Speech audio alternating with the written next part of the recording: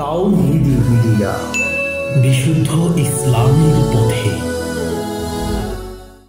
সকাল বিকাল যে 10 বার আল্লাহুম্মা সাল্লি ওয়া সাল্লিম আলা নবিয়িনা মুহাম্মদ পড়বে, অর্থাৎ দরুদ পড়বে, তার জন্য কিয়ামতের দিন রাসূলুল্লাহ সাল্লাল্লাহু আলাইহি সাল্লাম এর সুপারিশ পাওয়ার সৌভাগ্য হবে। হাদিসটি সনদকে দুর্বল, আমলযোগ্য নয়। এই হাদিসটির ব্যাপারে উলামায়ে কেরামের মধ্যে ইখতিলাফ রয়েছে। আদ-দুরার আস-সানিয়ার গবেষকগণ এটাকে দাঈফ বলেছেন, আর শেখ আলবানীর কোনো বর্ণনায় দেখা যাচ্ছে তিনি এটাকে গ্রহণযোগ্য হাদিস বলেছেন। মাজমাউজ জাওয়ায়েদের মধ্যে আল হাইথামি তিনি আবু দারদা থেকে এই রিওয়ায়াতটা নিয়ে এসেছেন। সেখানে নবী সাল্লাল্লাহু আলাইহি ওয়াসাল্লাম বলছেন, মান সাল্লা আলাইয়া হিনা ইউসবিহু আশরান ওয়া হিনা ইউমসি আশরান আদরাকাতহু শাফাআতি ইয়াউমাল কিয়ামাহ, যেটা আপনি বলেছেন ওই হাদিসটাই।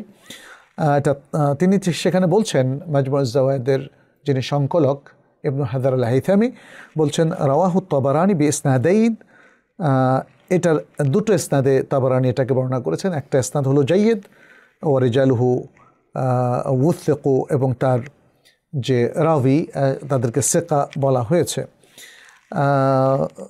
আবার ইবনুল কাইয়িম জালাউল আফহামের মধ্যে তিনি উল্লেখ করেছেন যে তাবারানীর যে ইসনাদটা রয়েছে, সনদটা রয়েছে ফিল মুজাম আল কাবীর, সেখানে আসলে দেখা যাচ্ছে যে সনদটা পাওয়া যাচ্ছে না। তাহলে দেখা যাচ্ছে যে এই যে কিছুটা দুর্বোধ্যতা আছে, কিছুটা মানে কম্পেয়ার করে দেখা যাচ্ছে যে কোথাও সনদটা পরিপূর্ণ পাওয়া যায়, কোথাও পাওয়া যাচ্ছে না, ইত্যাদি নানা কারণে উলামায়ে কেরামের একদল এটাকে দাঈফ বলেছেন। তবে আমরা দেখি যে যেমন ইমাম আহমদ যে হাদিসটা উল্লেখ করেছেন, এখানে ইমাম আহমদ থেকে এই বর্ণনাটা এসেছে।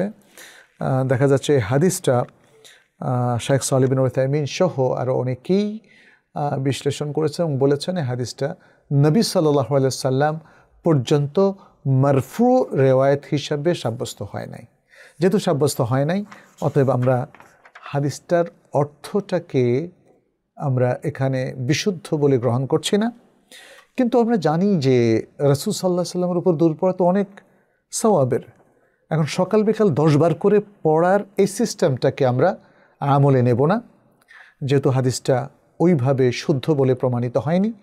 যদিও কোনো শায়েখ সেটাকে শুদ্ধ বলেছেন, বাট ভালোভাবে বিশ্লেষণ করলে দেখা যায় হাদিসটা আসলে অথেন্টিকভাবে আমাদের কাছে প্রমাণিত হয়নি।